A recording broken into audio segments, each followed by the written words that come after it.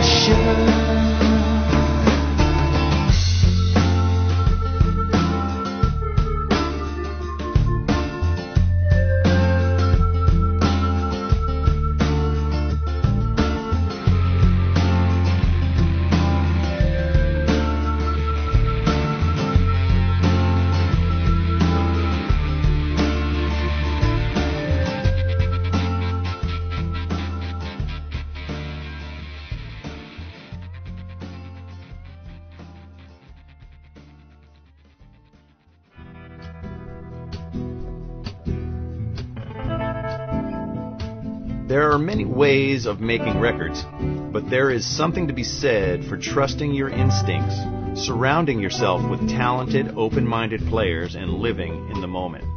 Arizona's own Howe Gelb is that kind of an artist. Over the last 35 years, Gelb has traveled the world like a Tucson tumbleweed, connecting with musicians from around planet Earth, recruiting them into his Giant Sand musical collective, recording one sound and style, and then rolling and rocking on down the road, always ready for the next collaborative inspiration. His music keeps itself rooted in the dust of the earth in Arizona, at least as much as a tumbleweed can be rooted. I'm going to officially start this. Are you ready? Here we go. Oh, I thought we were halfway No, through. Rick, let me tell you something. This isn't it. This is the first thing to know about me is that you got to know when to lean on the red button. Oh. And that's why there's so many albums, because you got to get it from the get-go. That's true. Well, we're recording this, but I mean, I figured I would go. Hello, everybody, and welcome to the Deep Cut Podcast. Today, we're talking to Howe Gelb out in beautiful. Are you in Tucson? Yeah. Yeah, it is beautiful. I bet. It's the perfect time of year. I've never been there. Oh, well, it's stunning right about now. It's sweltering most times. Yeah, this is the time. This is the time of the year. Yeah, this is a sweet spot. That's cool. You ended up in Tucson from was it Philadelphia originally? No, further north in Pennsylvania, northeast. Okay. Near the Poconos. And now, how did that happen? How did you end up in Tucson? Destiny had a hand in it. Seems like it.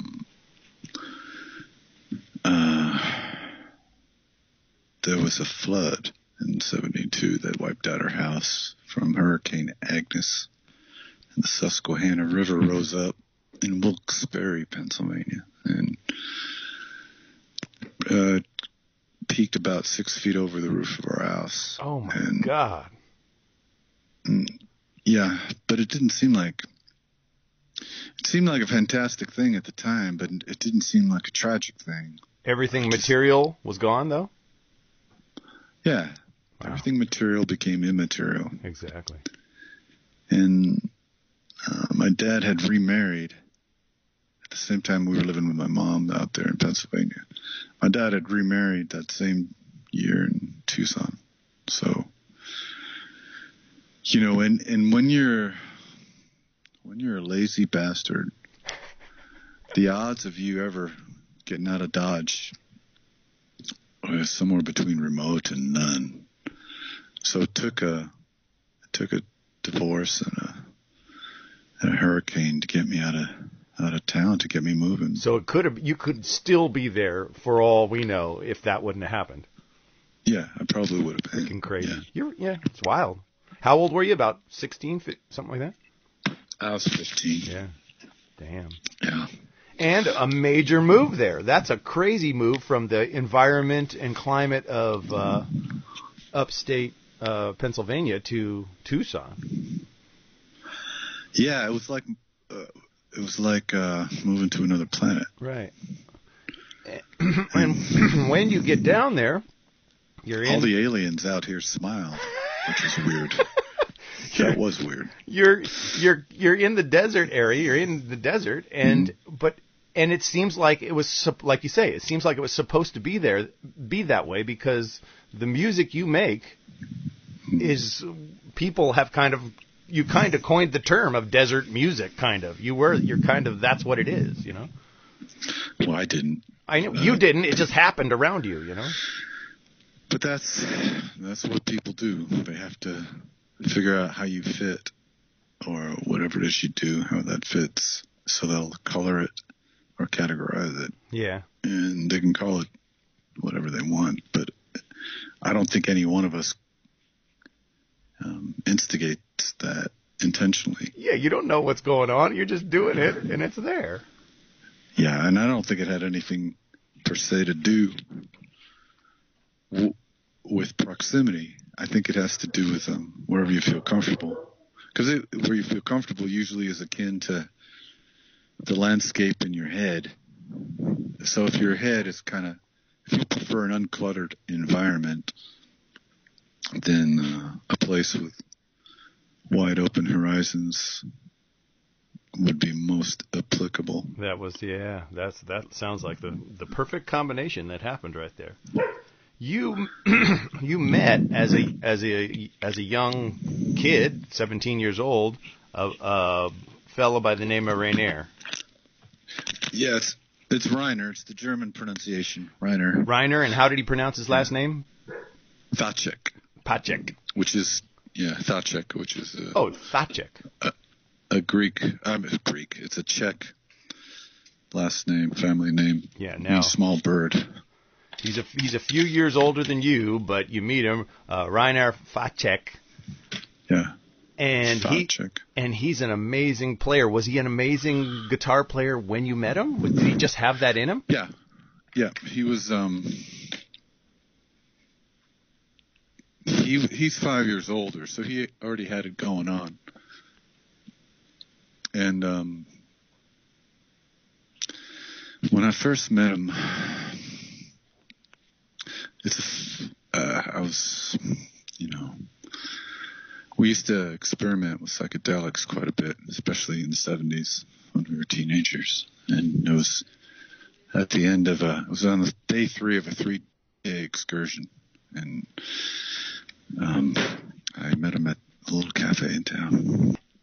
He, like I say, amazing guitarist. You guys started the quote-unquote band Giant Sandworms together, correct? Yeah.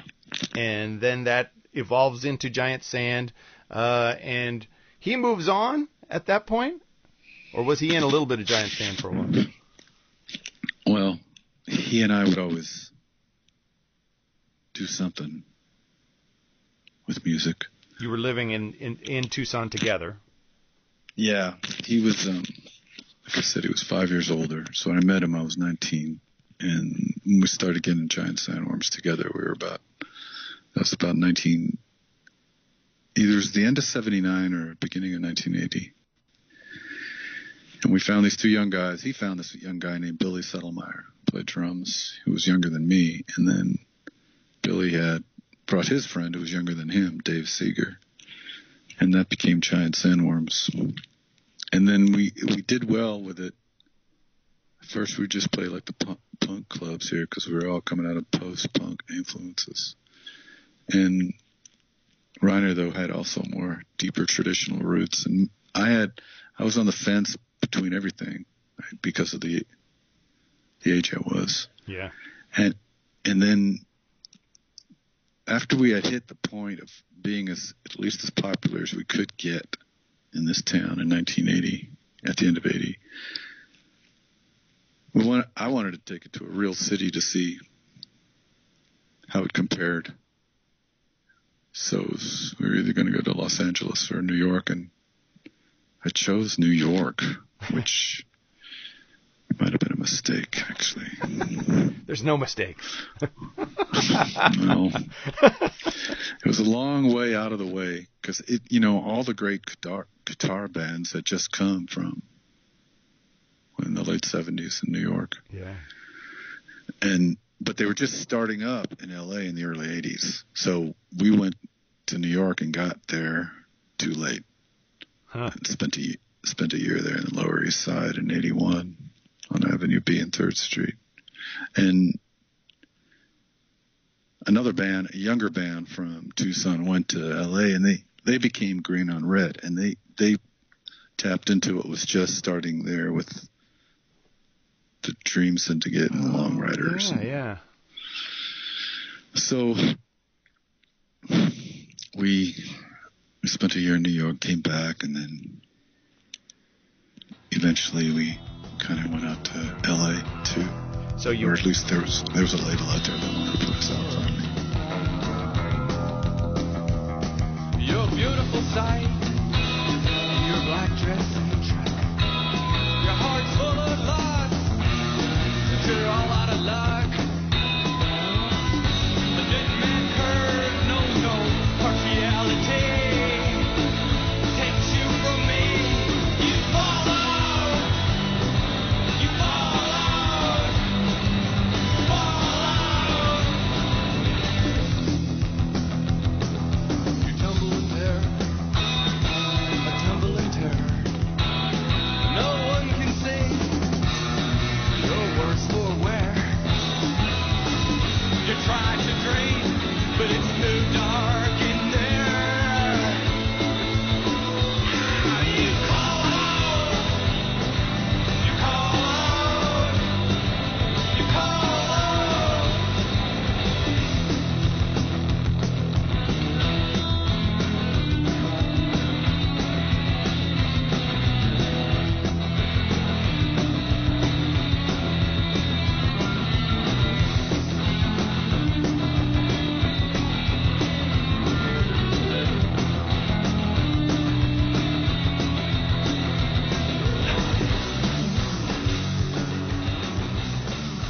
Reiner didn't come with us to New York. Oh. That was the point. And what happened to him at that time? He was starting a family here in town, and he was smarter and more responsible. A little older, like you said. Yeah, a little further along. And so when you ended up in L.A., you were back with a bunch of buddies, and were you kind of in a scene then with, like, Green on Red and Dream Syndicate? No. Still separated? No, yeah, we didn't move out there until... we didn't see it as a scene. So, but like you said, you kind of maybe just missed it? Yeah, we just felt we were at war with the trends of the 80s. The 80s had, in LA too, especially in LA, they had the big hair bands. Oh, it was weird. And in Britain, they had big drum machines and lots of reverb and Casio's keyboards. And we were just doing things that went against the grain in the 80s. Yeah. And eventually, that's what we were talking about earlier, how we started this whole conversation. Is like those things that seemed like it wasn't part of the current day trends eventually became a thing later. Right. But we were literally just making the music we couldn't buy. Yeah. I love that term.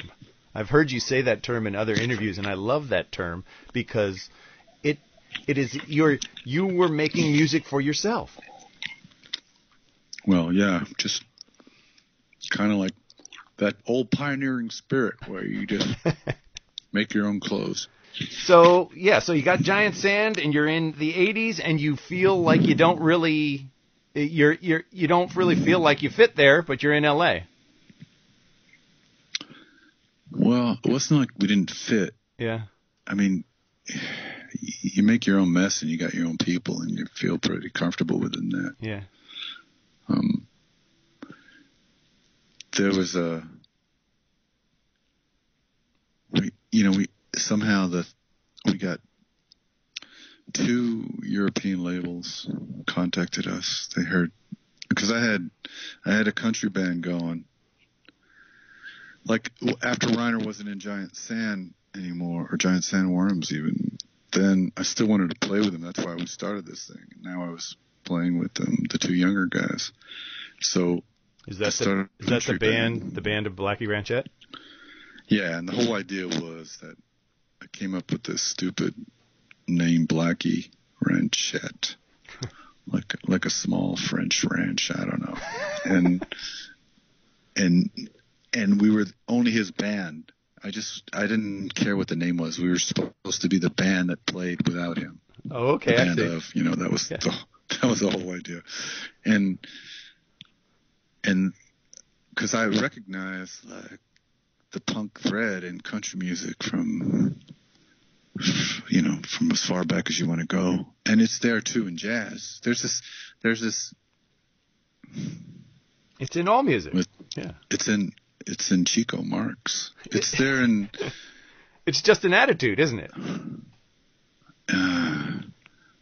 Yeah, it's that kicking against the pricks mentality. Yeah, and then you could have the attitude, but you might not have the balls to incorporate it into your art.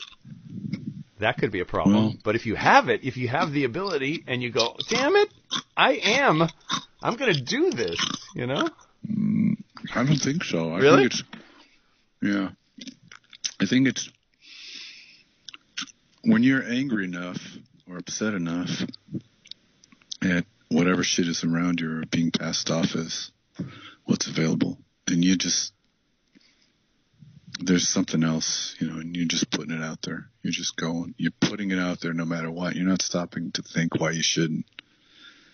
Yeah. And there's that wry smile when you tap into the so-called zone, when you know you're in it, and you get that Chico Marx smile when he's what is that Night at the Opera where he's playing piano, and then he starts going into stride piano, which was so new at the time. Yeah.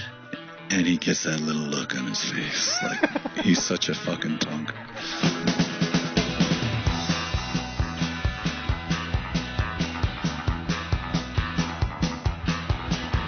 In a country tried to be so fair, certain sound fills the air. Radio can be so unfair to a native son.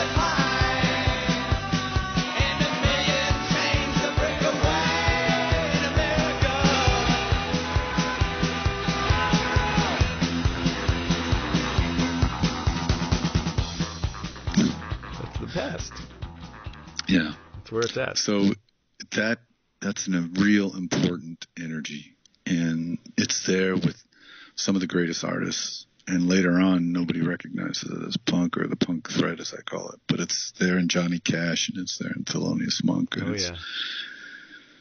it's been around forever. And, it was got blatant in the late 70s because they actually called it punk rock, that attitude. Yeah. And some took it to extremes, but that's okay. And anyhow, that's... Yeah, I mean, maybe it's just the ability as an artist to totally be yourself at that moment, totally emote the emotion and no care for what else is going on, maybe? I think it's a matter of your choices of what you're depicting, of how you're acting out. No matter how real or unreal it is, it's how you're presenting it, how you're acting out and becoming it, and it becomes you. Because ultimately, no matter how treacherous you seem, you're still just like, you're touching, you're applying the tiniest little, at least for a guitar player, you're just using your fingertips. Yeah. It's like less than pushing a button. You're not really chopping wood or hauling the heavy load when you're actually playing. That the heavy work is there in the travel and maintaining and staying alive. But when you're actually playing, it's just you're just barely. It's such a light touch. Yeah. So it's this, when you recognize, like, oh yeah, the effort put into it doesn't really. It's this grand dichotomy of this gigantic sound and attitude, but the actual effort of application is it's practically delicate. Completely. And I mean, and your sound in general, I mean, sure, you've made pretty raucous music over your career, but a lot of your music also has such a quiet, touching element to it also. And I mean, it's unbelievable. And this whole thing about creativity where, it's just this touch, but isn't it like 5 things have to come together at that same time? The emotion, the moment, the temperature in the room, it's almost like making the perfect cake or something. It all comes together at a moment. It might not always come together that way. Yeah. It's a wild thing. Well, it's spirit, Yeah, I think that's the trajectory of assembly, right? Yeah. And people used to gather in churches, and there used to be the one minister, and he would rev them all up. And then people would gather for political speeches, and he would do the same thing. And with music, people gather, and you have this assembly of several people. And it's like it's kind of amazing that it's such an exceptional form of gathering that people go out of their way still to get together.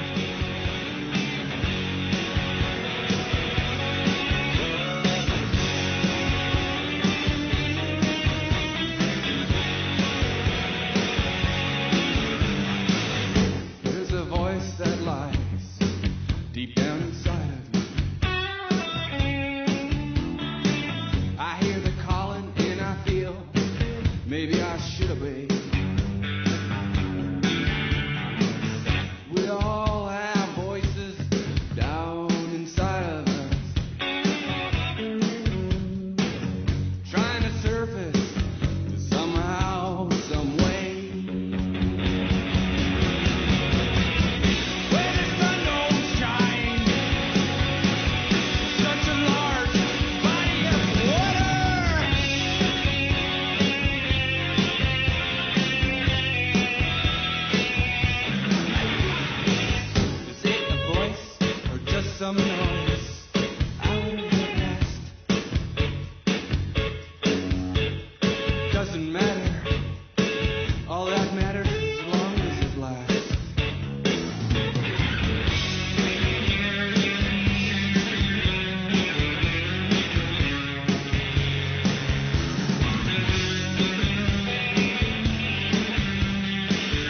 Where did you meet John Convertino and Joey Burns? John was, well... Because for a long time, Giant Sam was just the three of you, correct? Yeah. Well, I think that's when, in the 90s might have been when we were a buzz band and people were getting wind of whatever it is we were. Word was spreading. Right. But I had been doing this since the early 80s. Exactly. Since 1980. Yeah. And with various other lineups. Was that the longest constant lineup, the three of you? Well, with John, I met John in 87. We were in the lineup just before him. It was me. Man, it's like... It's hard to say, yeah. It keeps it, for me, it's hard to just start at one place without thinking what happened right before that. Yeah. So we start this band with Reiner here in 79, 80. Then by 81, Reiner jumps off and we go to New York and we get really good in New York because New York was treacherous. It was dangerous and nobody had any money and we lived in a crappy little tenement and so the music became, it's sort of You got life chops. Model. You got life chops there, right? Yeah, but it's also the model of how music became, certain genres of music developed and became so important in America, like jazz and blues and rock and country. These are four huge, they've had a huge ripple effect all over the world, and the reason that they developed when they came into being was because that the music was so, I don't know if precious is the right word because it sounds like it's delicate, but it wasn't delicate. It was like it had a life support system because everything else around there was so dilapidating and dangerous. Wow. That the one thing that you naturally hung on to no matter what was the music, and so the music then began to change in these tumultuous seas, so to speak, stormy seas around you. It became this like safe harbor or a floating thing. It was a thing that floated, and it was and these music just gets really good when it's the most important thing like that. Yeah, because it's taking stuff out of you, it's going into the sound. And that happened in New York. Then we came back here. And when we came back here, I had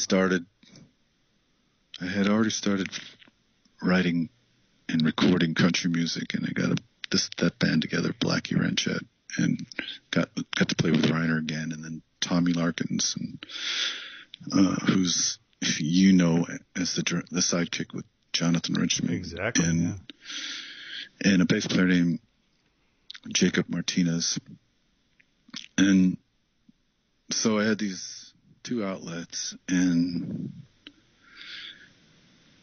there's a woman, Danny Stewart's girlfriend at the time, Susie Wren, had moved out to L.A., and she found this studio for $20 an hour called the Control Center. Wow. A guy named Rick Novak.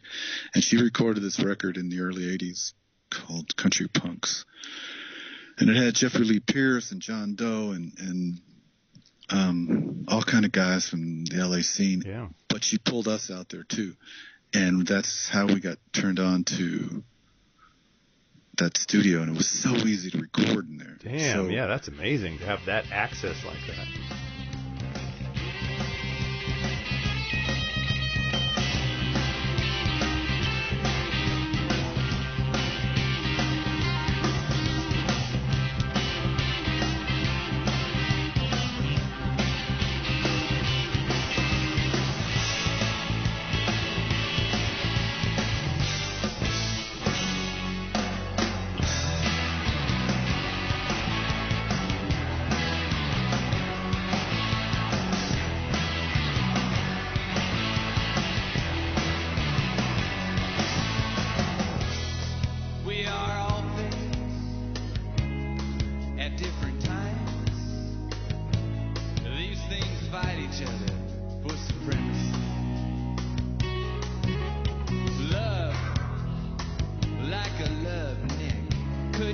crush of life. Beat like a heathen, a roller coaster rumble ride. A mountain of love.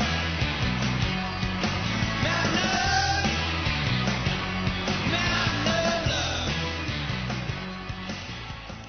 So we, and I was so used to recording so quickly and fast and fiercely, we would get the whole album done in a day and a half, including the rough mixes. And we did that there for $400. We did the first album, Blackie, and same thing with the first Giant Sand album.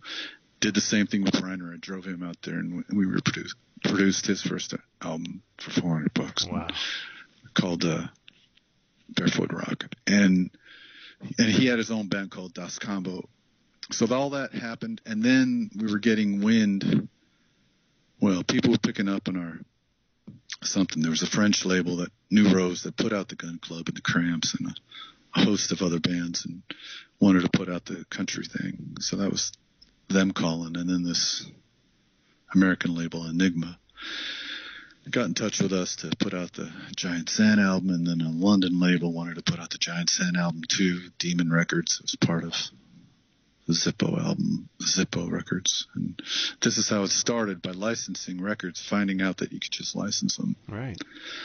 Eventually, Homestead Records caught wind of the Giant Sand sound and wanted to put it out. The next album's out, and they were run by Gerard Cosley, who's been running Matador for all these years. And who else? A fellow who used to be the editor of Spin Magazine, and his name is I'm just blanking out. Anyhow, so a hell of an array of labels, just all of us over, what is that, over a 5-year period, just all became interested. Yeah, because these little labels were popping up in the mid-'80s, but as soon as they began to have some success, a bigger label would come along and eat them up. Yeah. For most of them, not all of them. Yeah.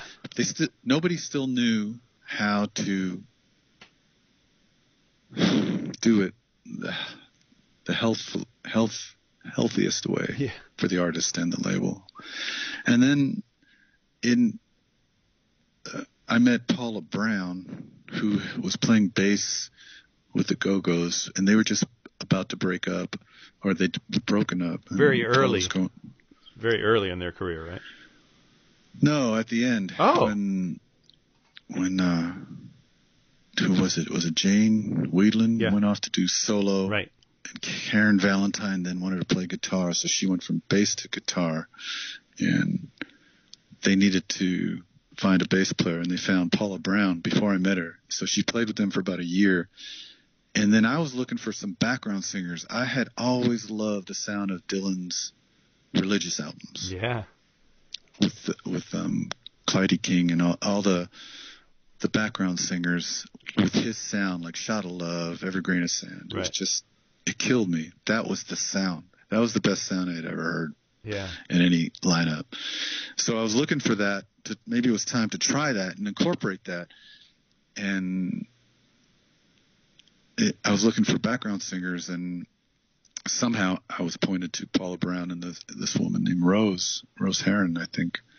And they didn't quite have the vocal sound I wanted. But I was amazed how cool Paula played bass. Mm-hmm. And she had a great album collection. So she joined up while she was still making Belinda's record, and we dated at the office, so to speak. Yeah. And before you know it, we were pregnant, and I had just found a way to get records made and started touring. And for some reason, these two European labels started bringing us over in '86 to Europe. And it was a lot easier over there. A different scene completely. But I mean, the logistics were easier because the cities were closer together. Oh yeah, yeah. So you can hit like countries and all these cities within each country in the time it took just to hit like 3 cities in the Southwest. Right. So a lot more was getting done, and they treated you a little better. You know, the staples of the day were instead of Burger King or Denny's, you're having European food, and it's pretty good. Well, it seems like Europe has always been like that to musicians. There seems to be more of an appreciation. Yeah, their system of governing is set up to include support for the arts. Yeah, and they know it's important for the quality of life, and they just it's like it goes without saying. But Canada's the same, right? Canada's the same. Canada? Do they have that same kind of a somewhat government? More so than here. Yeah.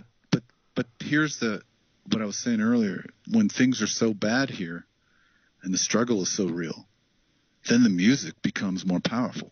Yeah.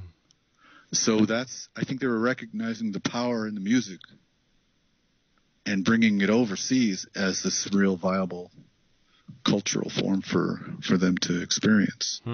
So you need things to be crappier here in order to develop these magical sounds, these forays that became jazz, country, rock, blues. Yeah. But over there, it can be celebrated because now they have the Arts Council support money to bring you over and pay you decently enough, and that's how it happened.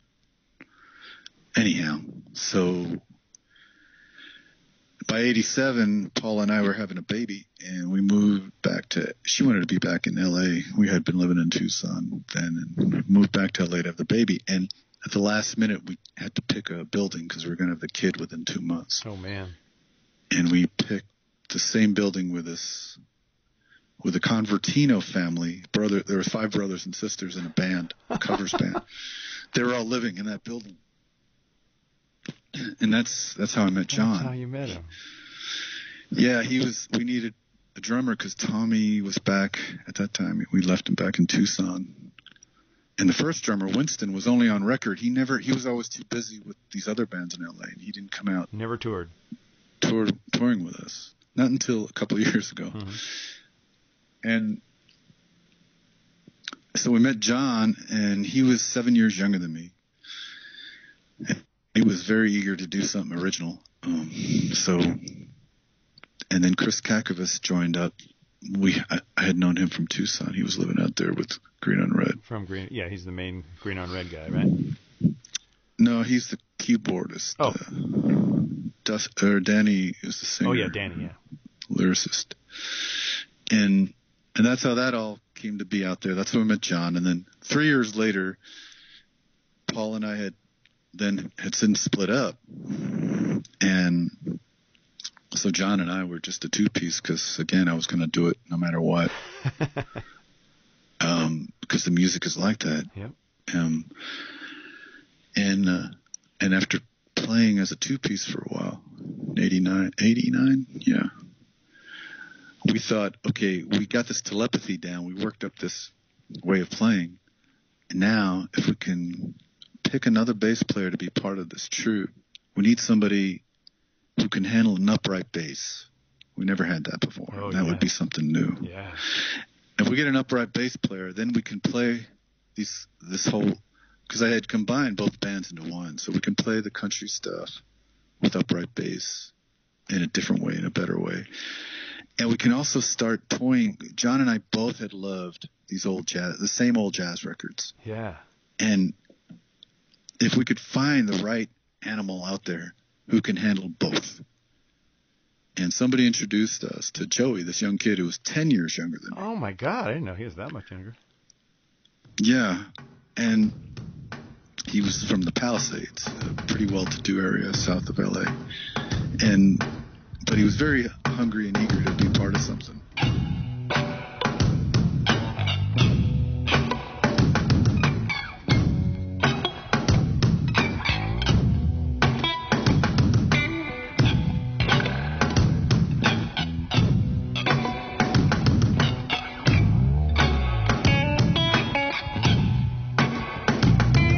The Sandman come,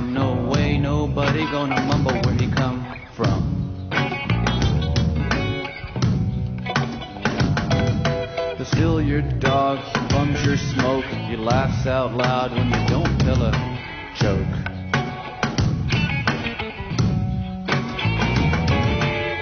The Sandman comes and he can put you to bed, whether you lust for the living or you long for the dead. The Sandman comes.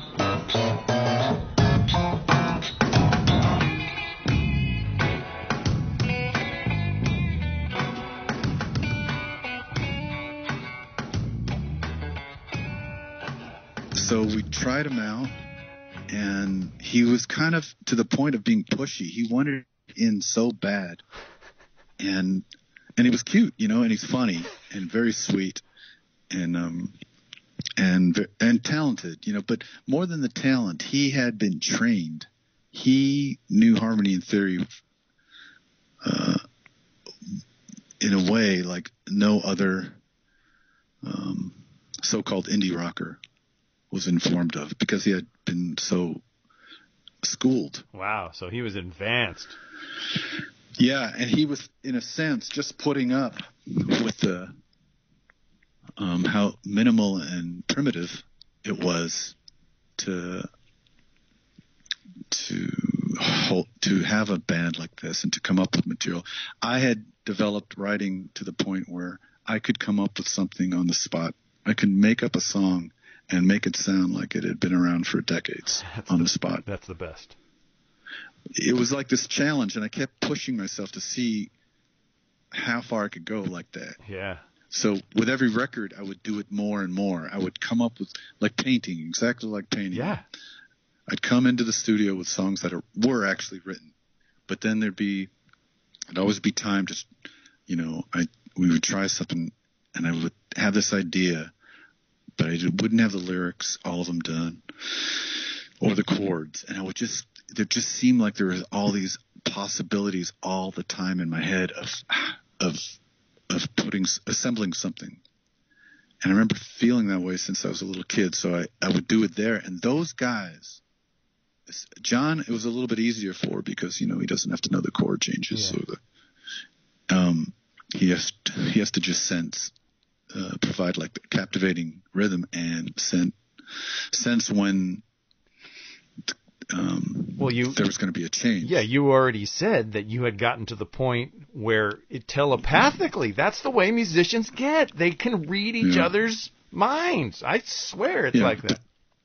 But the trick to that is by being together so often, you kind of know how each other thinks, and you kind of get it down. You boil it down to, there's like 3, 4, 5 different possibilities what this guy's going to do next. Yeah, exactly. You know, we know that's how it is with everybody when we get to know somebody so well. So when we're live and play, we kind of know we're ready for these possibilities to jump on it. And you don't always hit it, but you begin to hit it more often than not. Yep. So now the trick was, if I could find a bass player, that's going to be very difficult. And Joey was up for the game. Like I said, he was hungry enough, he was trained enough, and he would play that game nicely. It was like musical chairs kind of within a song. So if I would make something up, he would be able to come in with he knows where I could possibly go. Damn. With this chord pattern he's never heard before, and he'll work around it, or he'll mute the strings just enough until he knows. And by halfway through the song, he gets the logic that I'm using in the song, and then he'll come out with a symphonic line somewhere about 3/4 of the way through the song, and then that takes the song up even higher, and we would have a lot of fucking fun with that. That's just the way. That's so amazing to me when that kind of thing happens. God. Right.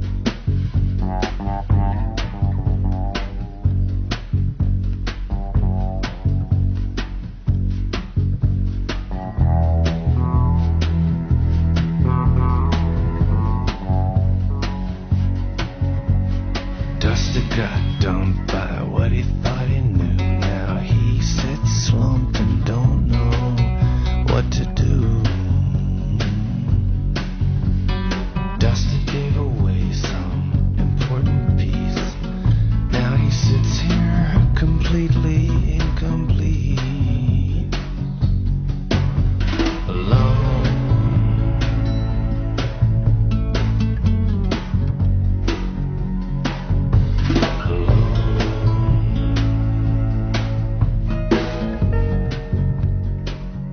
that would propel all three of us. And plus he had a really good harmonizing voice. Yeah. And so we went out and started playing like that in the early 90s. And let's see, John and I have been playing for 3 years already by the time we met Joey. And I had moved up to Joshua Tree in this little cabin in Rimrock and was the caretaker for a little bit there. And then I met Pappy from Pappy and Harriet's. Oh, yeah. And we became good buddies, and he would sing with us. And then we took him on tour. Wow. That was really sweet. Yeah, over in Europe. I've always heard about that place down there. That's a historic joint. Yeah, I lived up there from 89 to 92, and then my kid was 5, and I decided to bring her back to Tucson to go to school because we were pretty remote out there. Yeah. And I encouraged John. John had moved out to Rimrock with me, and then I encouraged him to move with me to Tucson. He'd like it. And suggested the new kid, Joey, he might want to come out and spend some time. And he had never moved away from home before that. Yeah. And he ended up falling in love with the place too. So we all lived across the street from each other in these little adobes. Yeah. And that's when it started to pick up. And we got signed in 93, I think the following summer, or March in South by Southwest. Yeah, what label was that? Homestead? Imago. Yeah, Homestead was in the 80s. Oh, yeah, that's right. Imago. And then in between was Restless. Oh, yeah, Restless. And there was another one called Long Stem Restless. Long Stem Rant. Is that on Restless? I think so. Yeah, I think. There was another label I can't remember the name of now. You've really hit a lot of labels over your career. Yeah, well, because I accidentally stumbled on licensing albums instead of signing away the rights. Exactly. So the ownership keeps coming back to me. So if we want to make a Howe Gelb Giant Sand box set, do we have a problem? No, but I've licensed everything to this UK label for the Fire next few years. Fire Records. So they've been doing some really great re-releases. Yeah.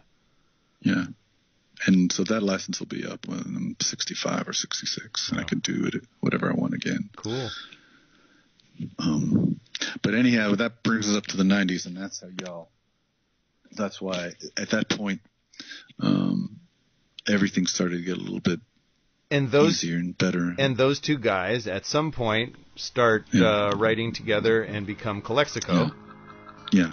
And that becomes an amazing journey on its own. Yeah. You hear your influence yeah. on them, but they became something else altogether. It's beautiful.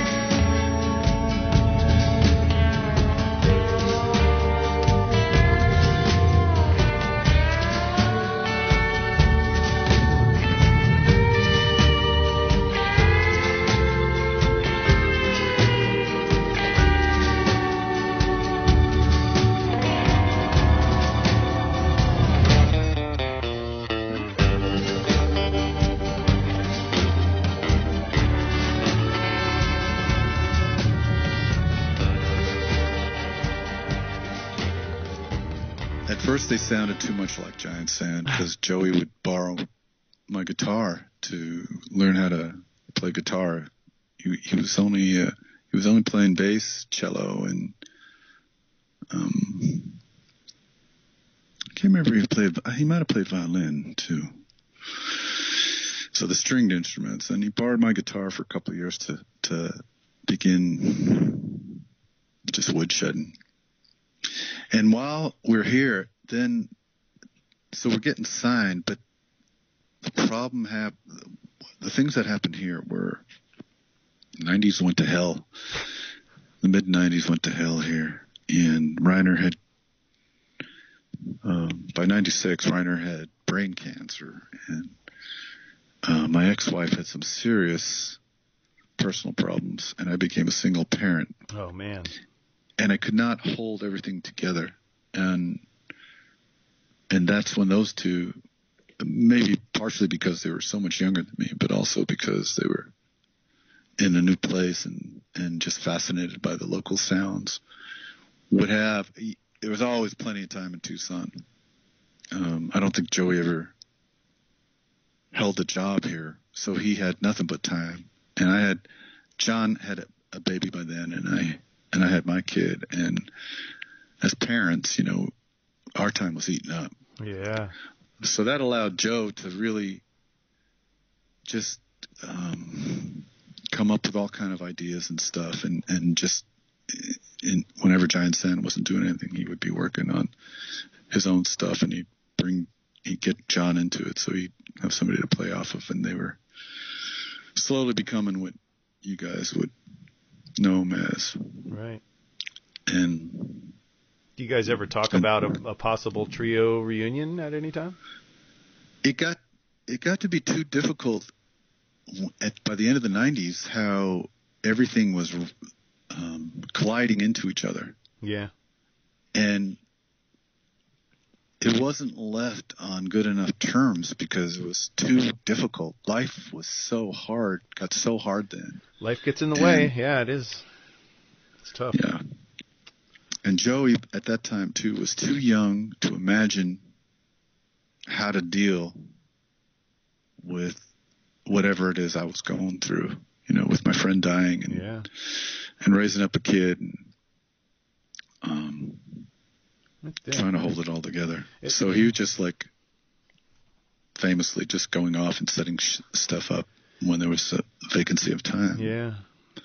So you were involved in when Reiner was not doing good at all. You were involved in a tribute album for him, yeah. And a lot of great artists kind of chimed in and got involved in that too.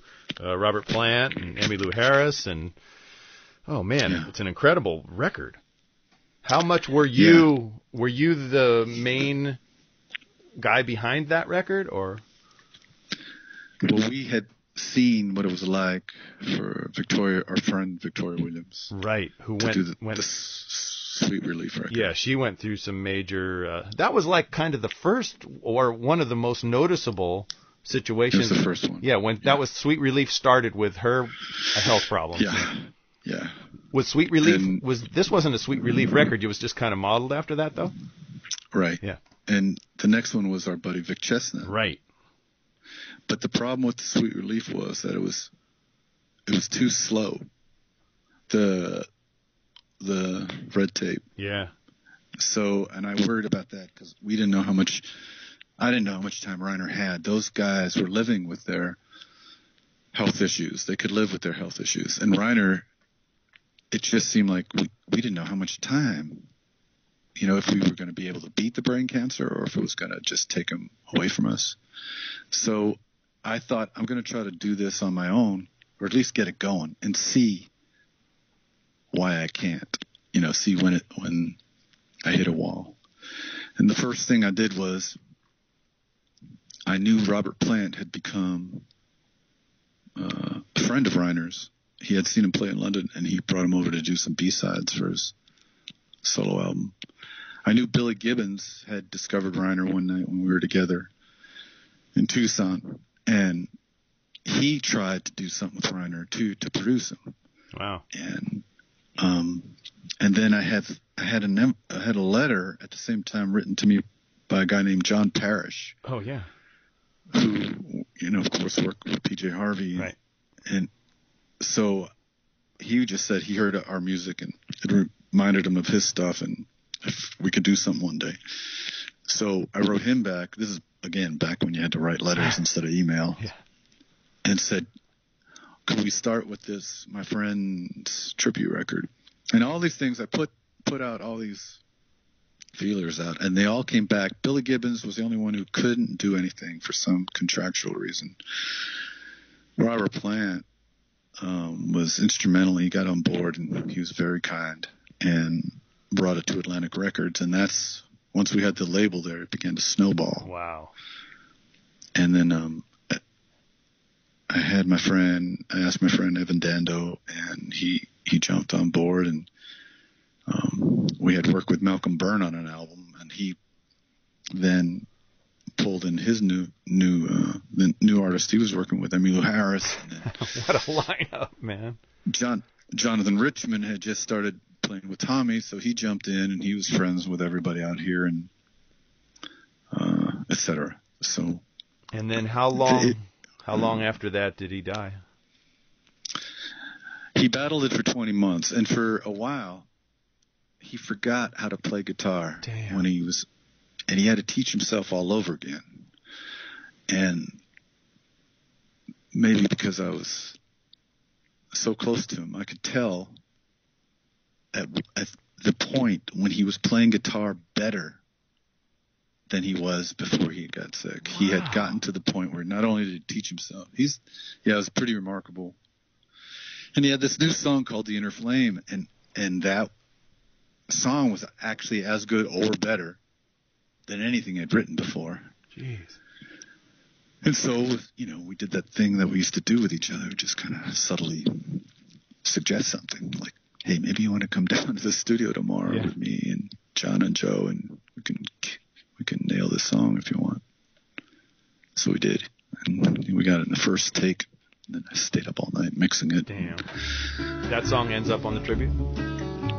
Yeah. Yeah. And it became the title of the album.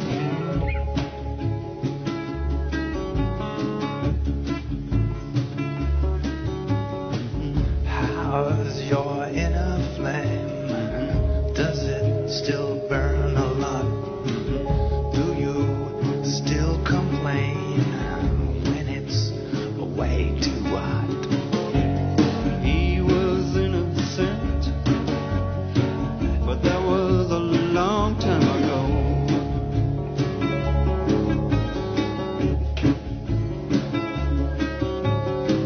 Love comes in a room, love blows out the walls, and we're all consumed, flames in alcohol and all.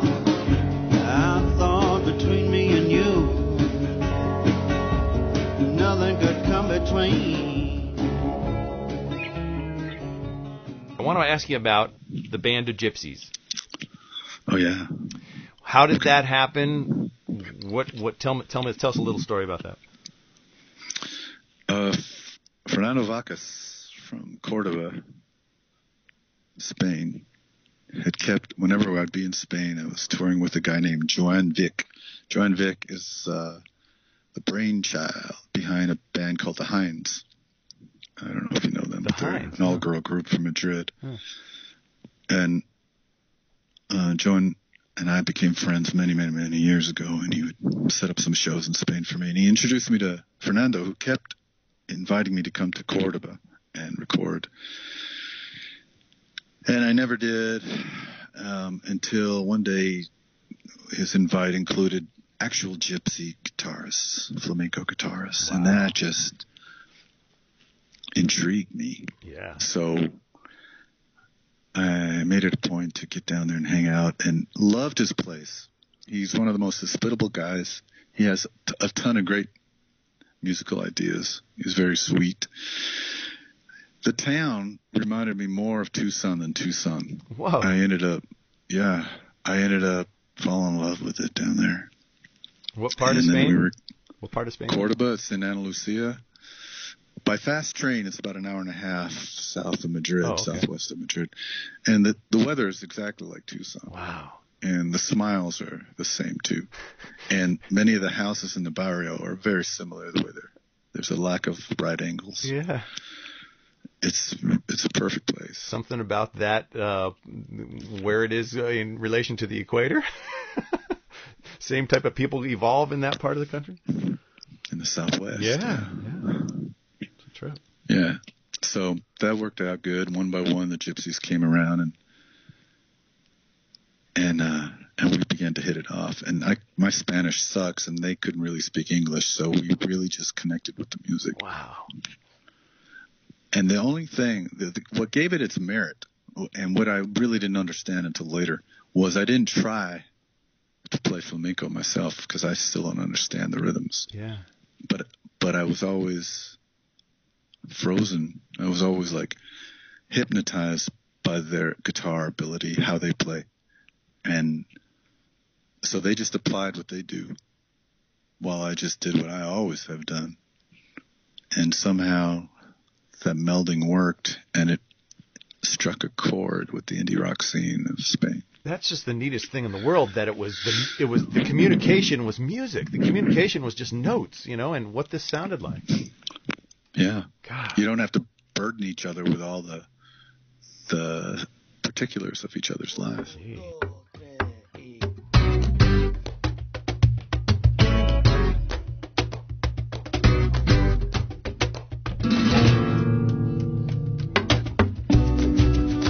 Way back in the 70s, we had these silent emergencies. They say it started back in the 50s, the one too many bouffant tattoos. Had a song they thought was all. Now Clint Eastwood and Neil Young won't make a statement on this one, 'cause big guitars and big guns won't put a dent in this one. We got a hole in the wider than this nation, deeper than a mountain, and it's bigger than your imagination. She burns the uneven light of day, burns all the good light away. She burns the uneven light of day. Do you think you'll do those kind of projects again after having that amazing of a inspirational time? Well, yeah, I think that it feels like the same thing I've always done with anyone. Yeah, exactly. Including with John. Even though except we could talk. Yeah, he could talk. Or Joe, or everybody from the beginning. Exactly. It was definitely like that with the gospel choir up in Canada. Yeah. And then when we tried to do this Piano Standards album, it was... That's where I was going to go next. Yeah, it was to the Future Standards record, yeah. If anything, the gospel record and the flamenco record and the Piano Standards record, if anything, what I've seen them do in a way was they've allowed the lowly indie rocker to poke their head into a room they normally would have never figured out how to get into. It cracks the door open enough that you could look in and get those sounds, and you recognize them. They're comfortable. You're okay. It's not like this complete mysterious, strange landscape, and you feel like you don't belong there. Yeah. Instead, it's you're boom. You understand. If I can get in there and apply this in there, then it opens it up for other people to take a poke in, and from that point, what they do with it is, well, it's up to them. They can, I would imagine, engage themselves in more research to find all kind of gospel music, or having that sound per se. And same thing with flamenco. Would I be awakened where the wrong side renders? But I did not. Would I be dangling toward demise? But I did not. Forgetting about the innocent splendors? But I did not. And rage blinded my eyes? But I did not. Could have slouched into deception? But I did not. Could have just made more sense. But I did not. Accept the devilish invitation. But I did not. Should I just sit upon this fence? No, won't let go.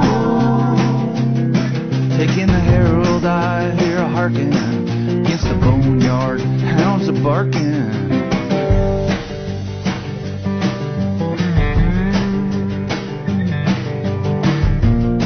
Almost went to bed just hating it. Almost managed to manifest. You're opening people's minds. You're expanding people a little bit. That we need that more than anything in the world, Hal. We need people to open people's minds, to not be narrow-minded. Well, that, I think, you make it sound a little too prestigious, and kind, but really, if you're dumb enough, you can allow yourself a grand palate. If you don't restrict yourself, if you don't think you know better, right, and you open yourself up to all the possibilities that are looming out there, then you grant yourself this grand palette of what exists here on the planet. But if you're going to allow any kind of bias or fear or misunderstanding or think or allow your imagination to overtake your comfort zone, so to speak, then you'll never know. And it could be, it could be even that all those psychedelics in the 70s prepared us for that kind of thing. Yeah. We'd go into the unknown and be open and ready for whatever. Right.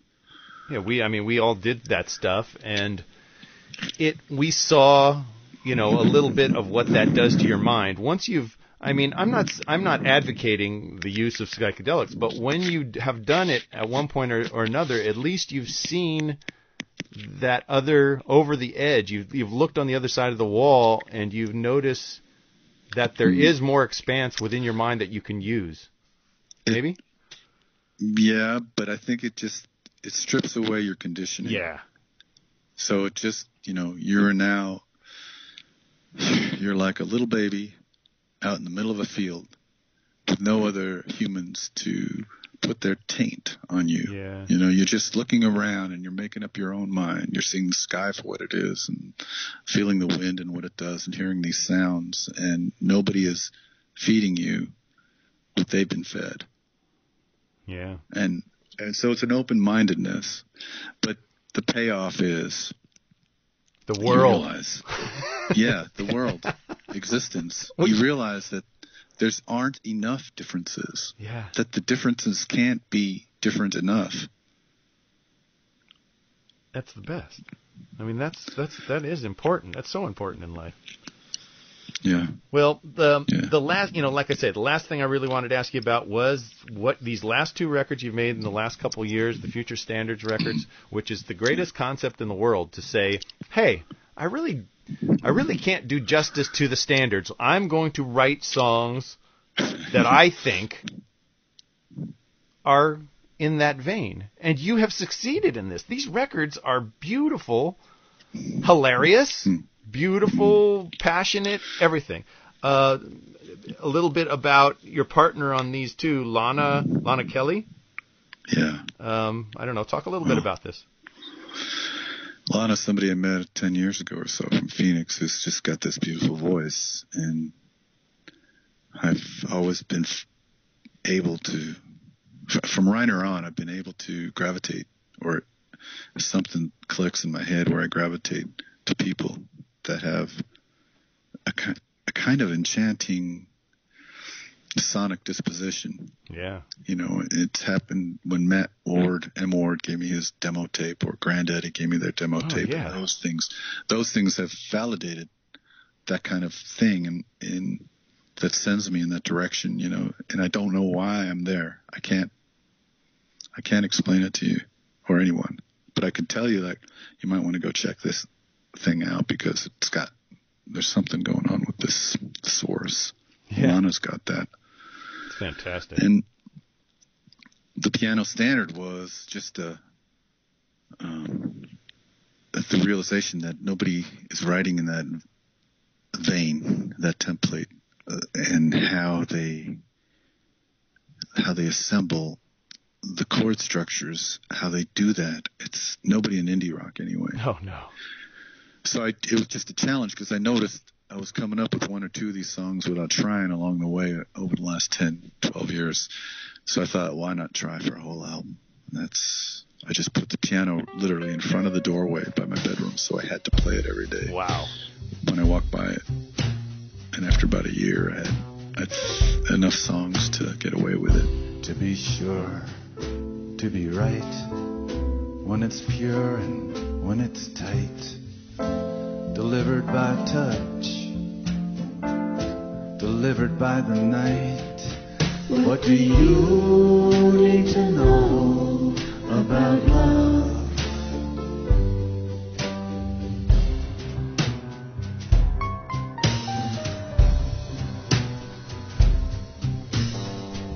I've been there and I've come back. You're not having a heart attack. You're okay, you're just shaking. All the while your heart's breaking. What you need to know about love. The heartaches and the mistakes. It takes what it takes. Being in love. Do you have any formal musical training on any instruments at all? No. Because your piano playing is such an organic thing. I remember seeing you once in Austin, Texas, and there was a worn out, out of key, out of tune piano in the back of the hall. There's three. This is during South by Southwest. There's 1,000 people in this hall. You jump off the stage, you run to the back of the room and start playing this out of tune piano in the back of the room. And the whole place turned around, and we were just directed into a different avenue at that moment. And it was a beautiful thing. I don't remember that. We actually met that night. It was very quick. I got you signed my CD, and I walked away. But yeah, that was an amazing. Was that I think the Scottish Rite Temple or something like that in Austin, Texas? Oh yeah, I remember. You had a full band. It was probably a 6-8 piece band that night. Yeah. Yeah, I think that was the last night I played with John and Joe. I think that was the. Are you That serious? was the weekend we all broke up. Really? I'm pretty sure. It was during South by Southwest. Yeah. I think so. Wow. It was at Scottish Rite. Yeah. And then the Danes. My wife is from Denmark, so I got a band of Danes. And then I came back and met all these young guys, beautiful young guys from Tucson that excited the band again. And then now, like Gabriel Sullivan and Brian Lopez and John Villa. And then, as of the last year or so, been playing with the original drummer, Winston. Oh, wow.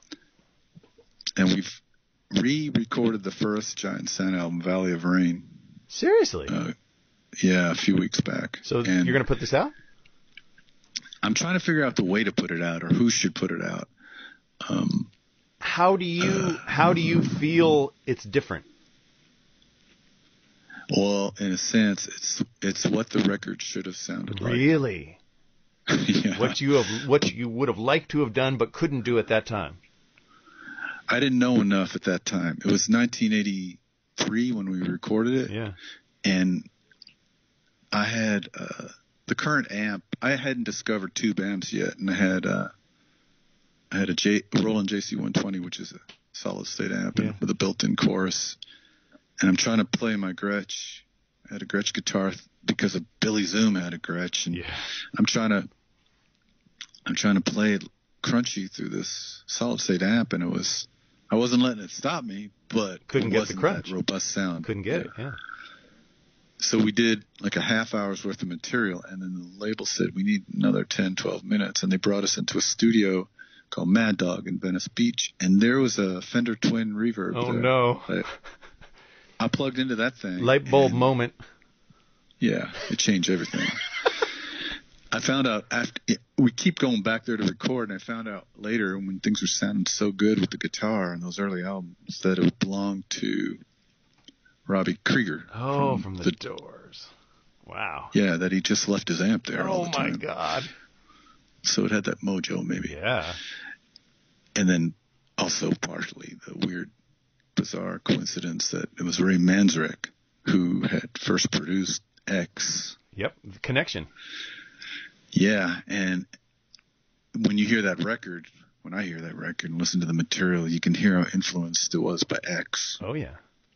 And then more coincidence that I later in life became friendly with John Doe, and I co-produced his last record with him here. I didn't know you co-produced his last record. Wow. Yeah. I got to check that out. And then he brought me on the road to just play guitar with him in his solo band for a variety of dates, and that was the most fun ever. Damn, I wish I would have seen that.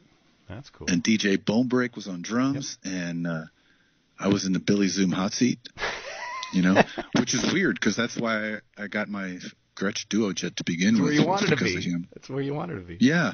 It's actually what I wanted to do 35 years ago. That's too cool. When were you on tour with him? Last year. Damn, I missed that. That would have been great. I just saw him with his old buddies, the Flesh Eaters, a couple weeks ago. Oh yeah, that was a lot of fun. I would like to have seen that. Woo! That was a fun show. I tell you. How's Christie's vocals now? They were all on it. They were really having fun, man. And this is something they did in 1978. So they were having a gas. Yeah, John was speaking highly of it. Oh, it was great. You know what? This has been such a treat for me. You have went beyond the call of the interviewee. On behalf of the Earth, thank you. Yes. Thank you, too. Have a great night, man. All right. See you later, buddy. We'll talk soon. See ya. Bye. Bye. Well, that was our interview with Howe Gelb. Hope you enjoyed it. He's an artist I've been wanting to talk to for a long time. We will leave you today with Giant Sand's crazy take on Smokey Robinson's song, Get Ready. As always, big thanks to my super producer, Anthony Walker, and to all of you for checking us out. Till next time, keep searching for those deep cuts.